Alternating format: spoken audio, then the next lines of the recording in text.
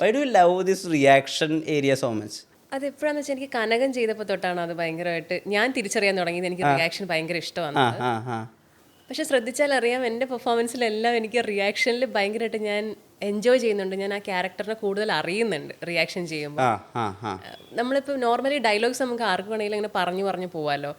പക്ഷെ പറയാതെ പറയുന്നതാണ് നമ്മളുടെ ഉള്ളിലുള്ള ഒരു ടാലന്റ് എക്സ്പ്ലോർ ചെയ്യാൻ ഹെൽപ്പ് ചെയ്യുന്നതെന്ന് ഞാൻ വിശ്വസിക്കുന്നുണ്ട്. അത് കനകം ചെയ്യുന്ന സമയത്ത് ചേട്ടൻ എന്നോട്, ഡയറക്ടർ രതീഷ് ചേട്ടൻ എന്നോട് ഇടയ്ക്കിടയ്ക്ക് ചോദിക്കും, എന്താ ഗ്രീസോടെ ചെയ്യാൻ പോണേ? അപ്പം ഞാനിങ്ങനെ, ചേട്ടാ ഞാനിങ്ങനെ എന്തെങ്കിലും റിയാക്ഷൻ ഇടാം, അതൊന്ന് കാണിക്കുന്നു പറയും. അപ്പം ജസ്റ്റ് കാണിച്ചു കൊടുക്കും. പുള്ളി പറയും, അന്ന് അതൊരു ഷോട്ട് വെക്കുന്നു പറയും. അപ്പം നമ്മൾ പറയാതെ പറയുന്നതിനും ഒരു ഷോട്ട് വെക്കുന്ന ഒരു ഇമ്പോർട്ടൻസ് ആ ഡയറക്ടർ കാണിക്കുമ്പോഴത്തേക്കും എനിക്കെന്തോ അത് പരിപാടി വർക്ക് ആവുന്നുണ്ടെന്നുള്ളൊരു ഫീലാണ്. എൻ്റെ എല്ലാ ദിവസവും രതീഷ് ചേട്ടൻ വന്ന് വെക്കും, ഇന്നൊരു അരക്കിലോ റിയാക്ഷൻ എടുക്കാറുണ്ടോ? നൈസ്ലേ, നമുക്ക് നമ്മൾ ആസ് ആൻ ആക്ടർ നമ്മൾ എക്സ്പ്ലോർ ചെയ്യുന്നതിന്റെ ഒരു ഭാഗമായിട്ട് ഞാൻ അതിനെ കാണുന്നുണ്ട് ഭയങ്കരമായിട്ട്. പക്ഷേ ഇത് ഈ പ്രേക്ഷകർക്ക് മനസ്സിലാവാത്തൊരു കാര്യം എന്താ വെച്ചാൽ, ഈ റിയാക്ഷൻ ഷോട്ട്സ് എടുക്കുന്ന സമയത്ത് ചിലപ്പോൾ ഫിസിക്കലി അവിടെ ഒരു ആക്ടർ പ്രസന്റ് ആവണം നിർബന്ധമില്ല. അവിടെ ചിലപ്പോൾ ഒരു കൈ ആയിരിക്കാം, അല്ലെങ്കിൽ ചിലപ്പോൾ ഏതെങ്കിലും അസിസ്റ്റന്റ് ഡയറക്ടർ ആയിരിക്കാം, ഒരു ജൂനിയർ ആർട്ടിസ്റ്റ് ആയിരിക്കാം, ബാക്ക്ഗ്രൗണ്ട് ആർട്ടിസ്റ്റ് ആയിരിക്കാം. പക്ഷെ അവരെ നോക്കിയിട്ട് നമ്മൾ ഇതേ റിയാക്ഷൻ ഇടണം. അതെങ്ങനെ വർക്ക് ആവും? അതും നാച്ചുറലായിട്ട് അത് വരണ്ടേ? അതിനെന്താ ചെയ്യുക? അത് നമ്മൾ ആ സിറ്റുവേഷൻ മനസ്സിലാക്കുക എന്നുള്ളത് മാത്രമേ ഉള്ളൂ. ചിലപ്പം നമ്മുടെ ഓപ്പോസിറ്റ് നിൽക്കുന്ന ആളിനേക്കാൾ മുന്നേ ആയിരിക്കും നമ്മൾ ചെയ്തു പോകുന്നത്. അയാൾക്കും അറിഞ്ഞെന്ന് വരില്ല ആ ഷോട്ട്. അപ്പം പ്രസന്റ് ആയിരിക്കും അവിടെ. മറ്റേ ആക്ടർ അഭിനയിക്കുന്ന സമയത്ത് അവിടെ ഉണ്ടായി കഴിഞ്ഞാൽ കുറച്ചും കൂടെ എളുപ്പമാണ്. ഇല്ലെങ്കിൽ തന്നെ നമ്മൾ ഡയറക്ടറോട് ചോദിക്കുക, മുന്നേ എന്താണ് എടുത്തിരിക്കുന്നത്, ആക്ടർ എങ്ങനെയാണ്, അദ്ദേഹത്തിൻ്റെ ഒന്ന് കാണാൻ പറ്റുമോ ഷോട്ട് എന്നൊന്ന് കണ്ടിട്ട് നമ്മൾ ചെയ്യുമ്പോൾ കുറച്ചും കൂടെ എളുപ്പമായിരിക്കും. Most of the time actors അവിടെ ഉണ്ടാവും. കാരണം നമ്മൾ ഫുൾ പ്ലേ വൈഡിലൊന്ന് പോകുമല്ലോ, അത് മാസ്റ്റർ എടുത്ത് പോകുമല്ലോ. അപ്പൊ നമുക്ക് അറിയാൻ പറ്റും എന്താണ് ചെയ്യുന്നത് എന്നുള്ളത്. പിന്നെ ക്ലോസ് വരുമ്പോൾ ചില ആക്ടേഴ്സ് പറയും മാസ്റ്ററിൽ കുറച്ച് കൊടുത്താൽ മതി, ക്ലോസിൽ വരുമ്പോൾ നന്നായിട്ട് അഭിനയിക്കാന്ന്. പക്ഷെ ഞാൻ അതിൽ വിശ്വസിക്കുന്നില്ല. മാസ്റ്റർ ആയിരിക്കും എപ്പോഴും നമ്മൾ നന്നായിട്ട് കൊടുക്കേണ്ടത്. ക്ലോസ് അതിനേക്കാളും ബെറ്റർ ആയാൽ ഇറ്റ്സ് ഗുഡ്. പക്ഷെ നമ്മുടെ കൂടെ നിൽക്കുന്ന ആക്ടർ എന്താ ചെയ്യണമെന്ന് നമ്മൾ, അതല്ലെങ്കിൽ ഒരു കോമ്പറ്റീഷൻ മൈൻഡ് പോലെ വരില്ലേ, മാസ്റ്റർ ലൈറ്റ് കൊടുത്തിട്ട് അവരങ്ങ് മാറി കഴിയുക. അത് നമ്മുടെ മറ്റേ കലോത്സവത്തിനൊക്കെ ചെയ്തതോ നമ്മൾ കുറച്ച് മുമ്പ് സംസാരിച്ച പോലെ ഓക്കെയാണ്. പക്ഷെ അത് ഞാൻ എപ്പോഴും അവിടെ അവൈലബിൾ ആയിരിക്കും. ആക്ടർ എന്താ ചെയ്യണമെന്ന് അറിയും, അല്ലെങ്കിൽ പോയിട്ടൊന്ന് എന്താ ചെയ്തേക്കണമെന്ന് മോണിറ്ററിൽ കാണും. അങ്ങനെയാണ് ചെയ്യുക കൂടുതലും. ഈ കലോത്സവത്തിന് ചെയ്യുന്ന സമയത്ത് ഈ ജസ്റ്റ് നമ്പർ കിട്ടിക്കഴിഞ്ഞിട്ട് നമ്മൾ ഈ മെയിൻ സ്റ്റേജിൻ്റെ അവിടെ ഇവിടെയൊക്കെ വല്ല വാഴത്തോപ്പോ അല്ലെങ്കിൽ ചിലപ്പോൾ ഏതെങ്കിലും ഒരു വിറക് പൊരിയൊക്കെ ഉണ്ടാവും. അപ്പോൾ അവിടെയൊക്കെ പോയിട്ട് നമ്മൾ ഇത് ചെയ്ത് നോക്കുമല്ലോ. അപ്പോൾ ഇത് പഠിപ്പിക്കുന്ന ഒരു മാഷുണ്ടാവും ചിലപ്പോൾ. അപ്പോൾ ആൾ വന്നിട്ട് നമ്മുടെ അടുത്ത് പറയും, റിയാക്ഷനൊക്കെ കുറച്ചിട്ടാണ് തരാം, അഭിനയം ഒന്നും അധികം കാണിക്കണ്ട. അപ്പോഴത്തെ ആൾക്കാർ ഈ കുട്ടി ഇത്രയേ ഉള്ളൂ എന്ന് വെച്ചാൽ പിന്നെ ജഡ്ജി തകർക്കാം. ശരി, അത് തന്നെ. പക്ഷെ ചില ആക്ടേഴ്സിന് അങ്ങനത്തെ ഒരു കോമ്പറ്റീഷൻ മൈൻഡ് ഉണ്ട്.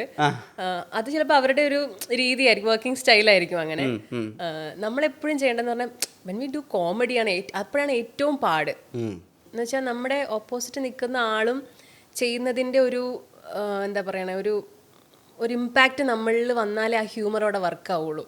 ഫോർ എക്സാമ്പിൾ കുമ്പളങ്ങിയിൽ ഞാൻ ബാറ്റ് അടിച്ച് കഴിഞ്ഞിട്ട് ഫാഫ കൊടുക്കുന്ന റിയാക്ഷനാണ് അതിൻ്റെ ഒരു ബിൽഡപ്പ് എന്ന് പറയുന്നത്. ഞാൻ പറ്റില്ല എന്ന് പറയുമ്പോൾ ഫാഫ പോയി ആ മൂലയിൽ നിൽക്കുമ്പോഴാണ്, ആ റിയാക്ഷനിലാണ് നമ്മുടെ ആ ഒരു ഇമ്പാക്റ്റ് കിട്ടുന്നത്. സോ അങ്ങനെ അപ്പോൾ അവിടെ ഞാനത് ചെയ്യുന്ന സമയത്ത് ഞാൻ വിചാരിച്ചില്ല തിയേറ്ററിൽ ചിരി വരുമെന്ന്. ഞാൻ അത്രയും സീരിയസ് ആയിട്ടുള്ള ഒരു ഇൻസിഡൻറ്റിൽ അവിടെ നടക്കുന്നത്, ഭയങ്കര സീരിയസ് ആയിട്ടുള്ള മൊമെൻ്റാണെന്ന് വിചാരിച്ചത്. പക്ഷേ തിയേറ്ററിൽ ഏറ്റവും കൂടുതൽ ചിരി വന്നതാണ് പുള്ളി പോയ മൂലയ്ക്ക് നിന്നിട്ട് എൻ്റെ ഒരു റിയാക്ഷൻ ഇങ്ങനെ വായും പൊളിച്ചിട്ടുള്ളത്. സോ നമുക്ക് അറിയില്ല നമ്മൾ ചെയ്യുന്ന സമയത്ത് എവിടെയാണ് ചിരി വരിക, എവിടെയാണ് ക്ലാപ്സ് കിട്ടുക എന്ന് ഒട്ടും നമുക്ക് ആ സമയത്ത് പ്രെഡിക്റ്റ് ചെയ്യാൻ പറ്റില്ല. അപ്പോൾ എപ്പോഴും ഹ്യൂമർ ചെയ്യുമ്പം നമ്മളൊരു കോമ്പറ്റീഷൻ മൈൻഡ് വെക്കാതെ മറ്റേ ആക്ടറിനെയും ഗ്രോ ചെയ്യാൻ അനുവദിക്കുക. എന്നാൽ മാത്രമേ ആ സീൻ നന്നാവുള്ളൂ. ഇപ്പോൾ എസ്പെഷ്യലി നമ്മൾ നിവിൻ ചേട്ടൻ്റെ കൂടെയൊക്കെ വർക്ക് ചെയ്യുമ്പോൾ നമുക്കത് ഭയങ്കരമായിട്ട് ഫീൽ ചെയ്യും. നീ ചെയ്യും. അപ്പം അതങ്ങനെ ബിൽഡായി വരും ആ ഓരോ സീനും. നമ്മുടെ സുരാജേട്ടൻ്റെ കൂടെ വർക്ക് ചെയ്യുമ്പോൾ അങ്ങനെയാണ്. വിനയ് ഫോർട്ടിൻ്റെ കൂടെ വർക്ക് ചെയ്യാൻ ഭയങ്കര രസമാണ്. ഭയങ്കര അടിപൊളി ആക്ടറാണ്. ഞാനിപ്പം അവറാച്ചൻസിൽ വർക്ക് ചെയ്തിട്ടുണ്ട്. അപ്പം അതിൽ നമ്മൾ ഇതുവരെ കണ്ടേക്കണ വിനയേട്ടൻ്റെ ഒരു ക്യാരക്ടറേ അല്ല അവറാച്ചൻസിൽ, പൊള്ളിച്ചടുക്കിയിട്ടുണ്ട്. എനിക്കത് എന്താണെന്ന് പറയാൻ പറ്റില്ല ഇപ്പോൾ, കാണുമ്പോൾ നിങ്ങൾക്ക് അറിയാൻ പറ്റും. പക്ഷേ അങ്ങനത്തെ ചില മൊമെൻറ്റ്സ് നമുക്ക് ചില ആക്ടേഴ്സിനോട് വർക്ക് ചെയ്യുമ്പോഴത്തേക്കും ഈ റിയാക്ഷനും മാറി അതിൻ്റെ അപ്പുറത്തേക്ക് നമ്മൾ അറിയാതെ ആ ക്യാരക്ടർ ഒരു ഡെവലപ്പ് ആവുന്നൊരു എവോൾവ് ആവുന്നൊരു സിറ്റുവേഷൻ ഉണ്ടല്ലോ. അത് കോമഡി ചെയ്യുമ്പോഴാണ് കൂടുതലും നമ്മൾക്ക് തിരിച്ചറിയാൻ പറ്റുന്നത്. ഇങ്ങനെ ഇമാജിൻ ചെയ്തിട്ടുണ്ടോ ദാറ്റ് ഇപ്പോൾ ഞാൻ കോമഡി ചെയ്യുന്നത് ആർട്ടിസ്റ്റ് ആയത് നന്നായി, ഐ മീൻ ഹ്യൂമർ വർക്ക്ഔട്ട് ചെയ്യുന്ന ആർട്ടിസ്റ്റ് ആയത് നന്നായി, കാരണം നമുക്കൊരു സെറ്റ് ഓഫ് ഒരു ഗോൾഡൻ എറയുണ്ട് ഹ്യൂമർ എടുത്ത് അമ്മാനമായിട്ടിരുന്ന ആൾക്കാർക്ക്. പക്ഷേ അവർക്കൊന്നും ആ സമയത്ത് അവർ വർക്ക് ചെയ്തിരുന്ന സമയത്ത് ആ വേണ്ട വിധത്തിലുള്ള റെക്കഗ്നേഷൻ കിട്ടിയിട്ടില്ല എന്ന് എനിക്ക് പലപ്പോഴും ഫീൽ ചെയ്തിട്ടില്ല. ഇപ്പോൾ പക്ഷേ ഗ്രേസ് ചെയ്യുന്ന ഓരോ ഹ്യൂമർ രംഗത്തിനും ഇപ്പോൾ നാഗേന്ദ്ര ഹണിമൂൺസ് എന്ന് പറയുന്ന ആ വെബ് സീരീസ് വേണ്ട വിധത്തിൽ സ്വീകരിക്കപ്പെട്ടില്ല. പക്ഷേ ഗ്രേസിൻ്റെ പോർഷൻ മാത്രം ആളുകളെടുത്ത് സെലിബ്രേറ്റ് ചെയ്തു.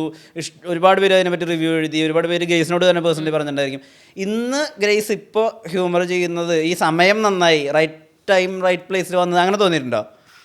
എനിക്ക് എപ്പോഴും തോന്നിയേക്കണെന്ന് പറഞ്ഞു കഴിഞ്ഞാൽ എവിടെന്നോ എനിക്കൊരു ഒരു ഉൾവിളിയുണ്ട്, ദിസ് ഈസ് യുവർ ടൈം, പോയി അങ്ങോട്ട് പൊളിക്കുക എന്നുള്ളത് മാത്രമേ എനിക്കറിയുള്ളൂ. എൻ്റെ സമയമാണെന്ന് വെച്ചാൽ എനിക്ക് അറിയത്തില്ല. സ്റ്റിൽ ഞാൻ വിചാരിക്കുന്നത് എന്ന് പറഞ്ഞു കഴിഞ്ഞാൽ എന്നേക്കാൾ ടാലൻറ്റഡ് ആയിട്ടുള്ള ഒത്തിരി കുട്ടികളുണ്ട് പുറത്ത് വെയിറ്റ് ചെയ്യുന്നുണ്ട്.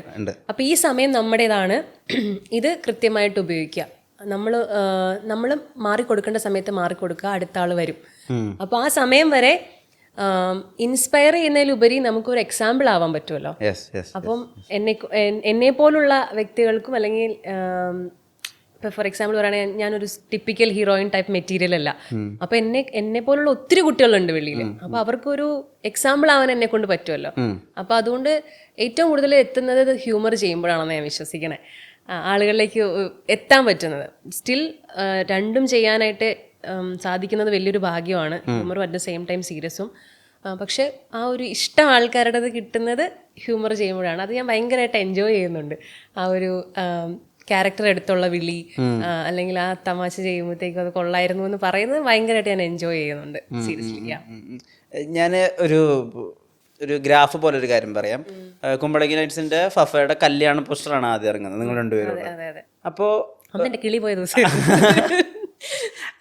എന്താ കിളി പോയ ദിവസമായിരുന്നു. എന്താ സംഭവം? കാരണം നമ്മളൊരു സിനിമയിൽ അഭിനയിക്കണമെന്ന് ആഗ്രഹിച്ച് കിടന്നൊരു സമയത്ത് നിന്ന് ഫഹദ് പോലുള്ള ഒരു ആക്ടറിന്റെ കൂടെ ഒരു പോസ്റ്ററിൽ അങ്ങനെ ഒരു വലിയ ഫിഗറിൽ വരിക എന്ന് പറയുന്നത് വലിയൊരു കാര്യമല്ലേ. അതും ഞാൻ കാണുന്നതെന്ന് പറയുന്നത് കൊച്ചിയിലെ ഏറ്റവും മെയിൻ സെന്ററിൽ ഒരു വലിയ ബാനർ, അതിങ്ങനെ ഞങ്ങൾ രണ്ടുപേരും നമുക്ക് കണ്ടെത്താൻ പോലും പറ്റാത്ത ദൂരത്തിൽ വലിപ്പത്തിലാണ് നിൽക്കുന്നത്. അപ്പൊ ഞാൻ എന്നെ അങ്ങനെ ഇമാജിൻ ചെയ്തിട്ടില്ല, അങ്ങനത്തെ ഒരു വലിയ മാനിഫെസ്റ്റേഷൻ ഒന്നും ഉണ്ടായിട്ടില്ല. അപ്പൊ സഡൻലി ഞാൻ എന്നെ അങ്ങനെ കണ്ടപ്പോഴത്തേക്കും ഞാൻ തന്നെയാണോ എന്നാണ് ആദ്യമേ നോക്കിയത്. അതെനിക്ക് ഭയങ്കര കിളിയും പറന്ന് വേറെ പോയൊരു മൊമെന്റ് ആയിരുന്നു അത്. അപ്പൊ ഈ പോസ്റ്റർ ആദ്യം ഇറങ്ങിയപ്പോ രണ്ട് രീതിയിലുള്ള കാര്യങ്ങളുണ്ടായിരുന്നു. ഗ്രേസ് ഇത് മറ്റേ ഹാപ്പി വെഡിങ്ങിൽ ആ ഹ്യൂമർ ചെയ്ത കുട്ടിയല്ലേ, ഇവരെങ്ങനെ ഫഹദിന്റെ കൂടെ പിടിച്ചു നിൽക്കും? അത് ജെന്യുവൻലി അന്ന് അങ്ങനെ ഒരു അഭിപ്രായം ഉണ്ടായിരുന്നു. ഇത് എങ്ങനെയാ കുട്ടി പിടിച്ചു നിൽക്കുക, അല്ലെങ്കിൽ ഇങ്ങനെ ഇപ്പോൾ ഈ കുട്ടിയെ എന്തിനാ കാസ്റ്റ് ചെയ്തെന്ന് പറഞ്ഞ് ഇപ്പോൾ ഗ്രേസ് കയറി വരുന്ന സമയത്ത്, കാർ പറക്കിയത് കയറി വരുന്ന സമയത്ത് നമ്മുടെ താഴത്ത് അക്കൗണ്ട്സിലിരിക്കുന്ന രണ്ട് കുട്ടികളുണ്ട്. അവർ ചോദിച്ചത് ഇതൊരു കുമ്പളങ്ങിയിലെ ഫഹദിന്റെ ഭാര്യയല്ലേ? ഗ്രേസ് അല്ലേ മറ്റേ ഏത് ടൈപ്പ് ചേട്ടനാണെങ്കിലും ഡയലോഗ് പറയുന്നത് ചേച്ചിയല്ലേ എന്നാ പറയുന്നത്. അത് വല്ലാത്തൊരു ഗ്രാഫാ, അത് വല്ലാത്തൊരു ഗ്രോത്താ. ഈ കുമ്പളങ്ങി കൈ കിട്ടുമ്പോഴേ മനസ്സിലിങ്ങനെ വിചാരിച്ചിട്ടുണ്ടോ ഇത് എൻ്റെ ഒരു ഡു ഓർ ഡൈ ആണ്, അല്ലെങ്കിൽ ഇത് എൻ്റെ കരിയർ ചേഞ്ച് ആണ്, ഇവിടെ ഞാൻ വർക്ക് ചെയ്യണം? അതുണ്ടായിരുന്നോ 2019? ഇല്ല. കാരണം ഞാനൊരു പൊട്ടിക്കുട്ടിയായിരുന്നു ആ സമയത്ത്. നമുക്ക് അതിന്റെ വലിപ്പം അറിയില്ല, സീരിയസ്ലി അതിന്റെ വലിപ്പം അറിയില്ല. ശ്യാമേട്ടൻ വിളിക്കുന്നു, അന്നേരം ഞാൻ സ്കൂളിൽ വർക്ക് ചെയ്യാം ഡാൻസ് ടീച്ചറായിട്ട്. അപ്പം അവിടെ നിന്ന് ലീവ് കിട്ടുന്നതൊക്കെ ഭയങ്കര സീരിയസ് ആയിട്ടുള്ള ഇഷ്യൂ. അപ്പം ഞാൻ പോയിട്ട് ചോദിച്ചു എനിക്കിങ്ങനെ ലീവ് തരാമോ എന്ന് ചോദിച്ചപ്പോൾ പറഞ്ഞു എന്തിനാന്ന് ചോദിച്ചപ്പോൾ ഞാൻ വേറൊരു കാര്യം പറഞ്ഞിട്ട് ലീവ് എടുത്തു. അങ്ങനെ പോയി എന്നോട് പറഞ്ഞാൽ ജസ്റ്റ് ഒരു സ്ക്രീൻ ടെസ്റ്റ് പോലെ ഓഡീഷൻ കൈൻഡ് ഓഫ് തിങ് ആണ്, വരുമോ എന്ന് ചോദിച്ചു. അപ്പോൾ ചെന്നു, പാരൻസ് ഒക്കെ ആയിട്ടാണ് ചെന്നത്. കാരണം എനിക്ക് അറിയത്തില്ല, ഞാൻ ആദ്യം ഓഡീഷൻ പോയേക്കണത് ഹാപ്പി വെഡിങ്ങിൻ്റെ, പിന്നെ കുറേ നാൾ കഴിഞ്ഞിട്ട് ഓഡീഷന് പോണേ. അപ്പോൾ അങ്ങനെ ചെന്നു. അപ്പോൾ അവിടെ കുറച്ച് കുട്ടികളൊക്കെ ഉണ്ട്, നല്ല സുന്ദരികളായ കുറേ കുട്ടികളൊക്കെ ഉണ്ട്. അപ്പോൾ എനിക്ക് ഭയങ്കര പേടിയായി, ഞാൻ ഇപ്പോൾ എന്ത് പെർഫോം ചെയ്യുമെന്ന് ഒന്നും അറിയാൻ പാടില്ല. അപ്പം ചെന്നു, ഇപ്പോൾ സ്റ്റാർട്ട് ചെയ്ത് എൻ്റെ ഓഡീഷൻ ക്ലിപ്പ് യൂട്യൂബിൽ കിടപ്പുണ്ട്, കണ്ടു കഴിഞ്ഞാൽ അറിയാൻ പറ്റും. ഭയങ്കര നെർവസാണ് ചെന്ന്, കാരണം നമ്മൾ കാണുന്ന ഫിഗേഴ്സ് എല്ലാം വലിയ വലിയ ഫിഗേഴ്സാണ്. ദിലീഷേട്ടൻ, ശ്യാമേട്ടൻ, മധുവേട്ടൻ, ഉണ്ണിച്ചേച്ചി, ചേച്ചി. അപ്പം ഇവരെ കാണുമ്പോൾ ഞാൻ ഇങ്ങനെ ഓക്കെ, ഞാൻ ഉറപ്പിച്ച് എനിക്ക് കിട്ടത്തില്ല, ഞാൻ ഉറപ്പിച്ച് ഞാൻ അങ്ങനെ പതിയെ പതിയെ സ്റ്റാർട്ട് ചെയ്യാൻ തുടങ്ങി. ഓരോ ക്ലിപ്സ് അല്ലെങ്കിൽ ഓരോ ഇത് കഴിയും തോറും ഇവരെന്തോ എന്നിൽ കണ്ടിട്ടുണ്ടാവും, അല്ലെങ്കിൽ പിന്നെ വിളിക്കേണ്ട കാര്യമില്ല. പക്ഷെ അത് എന്താന്നുള്ളത് എനിക്ക് മനസ്സിലാവുന്നില്ല. ഇനി ഇവരെന്നെ കളിയാക്കാൻ വേണ്ടി പിന്നെ വിളിക്കുന്നതാണോ എന്നാണ് എൻ്റെ മനസ്സിൽ പോണത്. പക്ഷെ ഓരോ ദിവസം കഴിയുന്തോറും നമ്മൾ അറിയാത്ത പല സംഭവങ്ങളും നമ്മൾ ഉള്ളിൽ നിന്ന് ഇങ്ങനെ വെളിയിലേക്ക് വരുവാണ് നാച്ചുറലായിട്ട്. കരയണമെങ്കിൽ നമ്മളങ്ങ് കരയുക, ചിരിക്കണമെങ്കിൽ നമ്മളങ്ങ് ഉള്ളു തുറന്ന് ചിരിക്കുക. അപ്പൊ അതിനൊരു ഇൻസിഡന്റ് ലൈഫായിട്ട് കണക്ട് ചെയ്യാന്നുള്ളത് മാത്രമേ ഇവര് നമുക്ക് തരുന്നൊരു ഹിന്റ് ഉള്ളൂ. അപ്പം നമ്മുടെ ലൈഫിൽ നിന്ന് ഒരു ഇൻസിഡന്റ് തരും. ആ ഓക്കെ. നമ്മളങ്ങനെ അതിനകത്തേക്ക് അങ്ങോട്ട് ഇന്നാവുകയാണ്. അങ്ങനെ ലാസ്റ്റ് ഇപ്പോഴും എനിക്ക് ഓർമ്മയുണ്ട്. അതിനകത്ത് കണ്ടാലറിയാം ഗ്രേസിന് വെൽക്കം ടു കുമ്പളങ്ങി നൈറ്റ്സ് എന്നൊക്കെ പറയുമ്പോൾ ഞാനിങ്ങനെ സീരിയസ്ലി ഇവര് എനിക്കത് പ്രോസസ്സ് ചെയ്യാൻ പറ്റുന്നില്ല, എനിക്ക് എടുക്കാൻ പറ്റുന്നില്ല. ഈ പൊട്ടിക്കുട്ടിയുടെ അങ്ങേ അറ്റത്തേക്ക് ഞാൻ എത്തിപ്പോയി. അങ്ങനെ ഓക്കെ പറഞ്ഞു. അത് കഴിഞ്ഞ് നേരെ ചെല്ലുന്ന മുകളിലേക്ക് മധുചേട്ടൻ മുകളിലിരിക്കുവാണ്. അപ്പോൾ അങ്ങോട്ടേക്ക് ചെന്നിട്ട് പറഞ്ഞു ജസ്റ്റ് ക്യാരക്ടർ എന്താണെന്നൊന്ന് പറഞ്ഞു തരുമെന്ന് പറഞ്ഞിട്ട് നേരെ മുകളിലേക്ക് വന്നു. അപ്പോൾ ഒരു ബാൽക്കണിയിൽ ചേട്ടൻ ഇരിക്കുവാണ്, ഞാൻ അടുത്തേക്കില്ല. അപ്പോഴും ഞാൻ ചേട്ടൻ ഞാനുണ്ടോ എന്നാണ് ചോദിക്കണം. അപ്പോൾ ഗ്രേസ് ഉണ്ട്, ഇതിനകത്തുണ്ട് എന്ന് പറഞ്ഞു. ഓക്കെ. എന്നിട്ട് എനിക്ക് ക്യാരക്ടർ ഫുള്ളായിട്ട് ഇങ്ങനെ പറഞ്ഞു തരുവാണ്, ഇങ്ങനെ ഫഹദ് അഭിനയിക്കുന്നത്. അപ്പം സീരിയസ്ലി ഓക്കെ, അപ്പോൾ ശ്രദ്ധിക്കൂ എന്ന് പറഞ്ഞിട്ട് പിന്നെ ക്യാരക്ടറിനെ പറ്റി പറഞ്ഞു, കൂടുതൽ ഡീറ്റെയിൽ ആയിട്ട് എല്ലാം എക്സ്പ്ലെയിൻ ചെയ്ത് തന്നു. ഞാൻ അവിടെ നിന്ന് വീട്ടിലേക്ക് പോന്നു. വീട്ടിലേക്ക് പോരുന്ന വഴി ഞാൻ അമ്മയോട് പറഞ്ഞു, അമ്മ എനിക്ക് സിനിമ കിട്ടിയെന്ന് എനിക്ക് തോന്നുന്നേ. അപ്പോഴും എൻ്റെ മനസ്സിൽ ഞാൻ ഉറപ്പിച്ചിട്ടില്ല ഇതെനിക്ക് കിട്ടിയെന്നുള്ളത്. ലൊക്കേഷനിൽ ചെല്ലണ വരെ ഞാൻ ഉറപ്പിച്ചിട്ടില്ല ഇതെനിക്ക് കിട്ടിയെന്നുള്ളത്. അവിടെ ചെന്ന് കഴിഞ്ഞിട്ടാണ് ഇതിൻ്റെ ഒരു ശരിക്കുള്ളൊരു വലിപ്പം നമ്മൾ കാണുന്നത്. കാരണം അത്രയും നാളും അഭിനയിച്ച സിനിമകൾ പോലത്തെ ഒരു സെറ്റ് ആയിരുന്നില്ല അത്. എല്ലാവരും ഫാമിലി പോലെ, ഒരു വലിപ്പ ചെറുപ്പം അവിടെ ഇല്ല. പിന്നെ അഭിനയിക്കുമ്പോഴാണെങ്കിൽ നമുക്ക് അഭിനയിക്കുവാന്ന് തോന്നുന്നില്ല. അപ്പൊ എനിക്ക് പണിയെടുക്കുന്ന ഫീലില്ല. നമ്മൾ എന്തെങ്കിലും ചെയ്യുമ്പോൾ നമുക്ക് അതിൻ്റെ ഒരു കനം ഫീൽ ചെയ്യണമല്ലോ. ഇത് ഭയങ്കര നാച്ചുറലായിട്ട് ചെയ്തോ, ഇതാണ് ഡയലോഗ് അങ്ങ് പറഞ്ഞോ എന്നൊക്കെ പറയുമ്പോൾ ഭയങ്കര. പക്ഷെ അതിൻ്റെ ഒരു ഇമ്പാക്റ്റ് ശരിക്കും ഞാൻ മനസ്സിലാക്കുന്നത് തിയേറ്ററിൽ വന്നിട്ടാണ്. എനിക്ക് തോന്നുന്നു ഞാൻ അങ്ങനെ അഭിനയിച്ചുകൊണ്ടായിരിക്കും ചിലപ്പോൾ നന്നായത്. ശരിക്കും അങ്ങനെ അഭിനയിച്ചുകൊണ്ടാണ് എനിക്ക് തോന്നുന്നത് നന്നായത്. സിനിമ തിയേറ്ററിൽ വന്നിട്ട് ഞാൻ എൻ്റെ പോഷൻ കണ്ടില്ല, ഞാൻ അടച്ചിരിക്കുമായിരുന്നു. സ്റ്റിൽ എല്ലാ ദിവസവും എപ്പോഴും ചെയ്യുന്ന പോലെ തന്നെ. അപ്പോഴും അമ്മയുടെ കണ്ണ് നിറഞ്ഞപ്പോഴാണ് ഞാൻ ഇതിൻ്റെ ഒരു വലിപ്പം മനസ്സിലായതും. പിന്നെ ഞാൻ വിളിച്ചിട്ട് മച്ചാനോട് പറഞ്ഞു, ചേട്ടാ എനിക്ക് സത്യം പറഞ്ഞാൽ എനിക്ക് അറിയത്തില്ലായിരുന്നു ഇത് ഇങ്ങനത്തെ ഒരു സംഭവമാണെന്നുള്ളത്. പറന്നുപോവും എനിക്ക് അതുപോലെ തന്നെയാണ്. സ്റ്റിൽ നമ്മൾ ആദ്യമായിട്ട് വരുന്ന അതേ ഫീല് തന്നെയാണ് പറന്നുപോവ് ചെയ്തപ്പോഴും. കാരണം പുതിയൊരു ഇൻഡസ്ട്രിയാണ്, പുതിയ സെറ്റ് ഓഫ് ആൾക്കാരാണ്, അറിയാത്ത ഒരു അറ്റ്മോസ്ഫിയർ. അപ്പൊ ഈ ബിഗ് നെയിംസ് എല്ലാം കണ്ട് നമ്മൾ തിയേറ്ററിൽ ചെന്നിട്ട് അവിടെ നിന്നുള്ള ഒരു റെസ്പോൺസ് കിട്ടുമ്പോൾ അവിടെ കുമ്പളങ്ങിയിൽ ഞാൻ ഇരുന്ന് കണ്ട അതേ ഫീല് തന്നെ എനിക്ക്. അപ്പോൾ ഞാൻ റാം സാറിനോട്, സാർ ഇത് ഇത്രയും വലിയ പടമൊന്നും ഞാൻ വിചാരിച്ചില്ല. എനിക്ക് അതിൻ്റെ ഒരു വലിപ്പം നമുക്ക് എല്ലാവർക്കും എപ്പോഴും ഒരാളെ കാണുമ്പോഴോ അല്ലെങ്കിൽ ഒരു സ്ഥലത്ത് ചെല്ലുമ്പോഴോ അതിന്റെ പെട്ടെന്നൊരു സാധനം കിട്ടിയെന്ന് വരില്ല. കുറച്ച് കഴിയുമ്പോഴല്ലേ നമ്മൾ ഇവരിതായിരുന്നല്ലേ. ചില ആൾക്കാർ വന്ന് പരിചയപ്പെട്ട് കഴിയുമ്പോൾ പേര് ഇതാന്ന് പറയുമ്പോഴത്തേക്ക് നമുക്ക് ഓക്കെ കഴിഞ്ഞ് കഴിയുമ്പോൾ നിനക്ക് ആളെ മനസ്സിലായില്ല, ഇത് ഇന്ന ആളാന്ന് പറയുമ്പോൾ അയ്യോ ഇല്ലേ, ആ സാധനം കിട്ടൂലേ. അതെനിക്ക് അടിക്കണം കുറച്ച് നാൾ കഴിഞ്ഞിട്ടാന്ന് മാത്രമേ ഉള്ളൂ.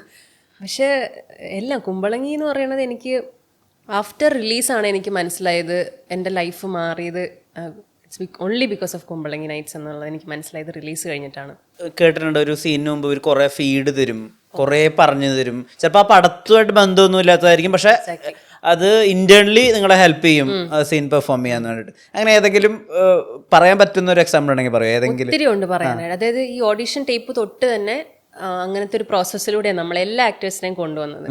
ഇവർക്ക് റിഹേഴ്സൽ അല്ലെങ്കിൽ ആ ടീമിന് ഭയങ്കര റിഹേഴ്സൽ ഭയങ്കര ഇമ്പോർട്ടൻ്റ് ആണ്. അതായത് നമ്മളെ ആ ഒരു സെറ്റുമായിട്ട് അല്ലെങ്കിൽ ആ ഒരു പ്രോപ്പർട്ടി ആയിട്ട് അല്ലെങ്കിൽ ആ അറ്റ്മോസ്ഫിയർ ആയിട്ട് നമ്മളെ അങ്ങോട്ട് കുറച്ച് നേരം അങ്ങ് വിടും. അതായത് അവിടെ നമുക്ക് ക്യാരവൻ സെറ്റപ്പ് ഒന്നും ഉണ്ടായിരുന്നില്ല. നമ്മൾ അവിടെ തന്നെ ആ ചുറ്റുവട്ടത്ത് തന്നെ നമ്മളുണ്ടായിരുന്നു എപ്പോഴും. അപ്പോൾ എന്ന് വെച്ചാൽ നമുക്കതൊരു സെറ്റ് പോലെ ഫീൽ ചെയ്യണില്ല. നമ്മുടെ വീട്ടിൽ ഷൂട്ട് ചെയ്യുന്നു, നമ്മൾ പോയി അഭിനയിക്കുന്നു, അത് തിരിച്ചു വരുന്നു, അങ്ങനത്തെ ഒരു ഫീലായിരുന്നു. 6 to 6 ആയിരുന്നു ഷൂട്ട്. അപ്പം നമ്മൾ കാണുന്നതെന്ന് വെച്ച് കഴിഞ്ഞാൽ ഓരോ ഷോട്ട് എടുക്കുമ്പോഴും അല്ലെങ്കിൽ ഓരോ സീൻ പ്രിപ്പയർ ചെയ്യുമ്പോഴും ഇവർ തമ്മിലൊരു ഡിസ്കഷൻ ഇങ്ങനെ ഉണ്ടാവും. 3-4 പേര് കൂടി, ഡയറക്ടർ, ക്യാമറമാൻ, റൈറ്ററൊക്കെ കൂടിയിട്ട്, ചിലപ്പോൾ ആക്ടേഴ്സും ഉണ്ടാവും. അത് കഴിഞ്ഞിട്ട് പിന്നെ മാറിയിട്ട് ആക്ടേഴ്സുമായിട്ട് ഒരു ഡിസ്കഷൻ ഉണ്ടാവും. അത് കഴിഞ്ഞിട്ട് ശ്യാമേട്ടൻ അങ്ങ് മൂലയ്ക്ക് മാറിപ്പോയി ഒരു ബോർഡുമായിട്ട് ഇരുന്നിട്ട് ഡയലോഗ്സ് എഴുതുന്നു. എഴുതിയിട്ട് ഇതെല്ലാം പട്ടപ്പട്ടേന്ന് നടക്കുന്നത്. എഴുതിയിട്ട് വരുന്നു, എന്നിട്ട് ആ സംഭവം ഇങ്ങനെ കാണിച്ചു തരും, ഇതാണ് ഡയലോഗ്. അപ്പം നമ്മൾ ബൈ ഹാർട്ട് ചെയ്യാവുന്നതേ ഉള്ളൂ, സിമ്പിളാണ്. ഇനി നിങ്ങൾക്ക് ഉള്ളിൽ നിന്ന് വരുന്ന പോലെ അങ്ങ് പറഞ്ഞോ, അത്രയേ ഉള്ളൂ. പക്ഷെ ആ പ്രോസസ്സ് എന്ന് പറയുന്നത് കാണുമ്പോൾ നമുക്കിത് ഭയങ്കര പുതുമയായിട്ട് ഫീൽ ചെയ്യുമെങ്കിലും അതിന്റെ റിസൾട്ട് എന്ന് പറയുന്നത് അമേസിംഗ് ആണ്. അത് എല്ലാവരെ കൊണ്ടും ചെയ്യാൻ പറ്റുന്നതല്ല, അത് ഒരാൾ വിചാരിച്ചാൽ ചെയ്യാൻ പറ്റുന്നതല്ല. അതേ മൈൻഡ് സെറ്റിലുള്ള ഒരു ഗ്രൂപ്പ് ഉണ്ടെങ്കിലേ, അല്ലെങ്കിൽ ഞാൻ പറയുന്നത് കേൾക്കാൻ വിഷ്ണു തയ്യാറായാലേ എനിക്ക് പറയാൻ പറ്റുള്ളൂ.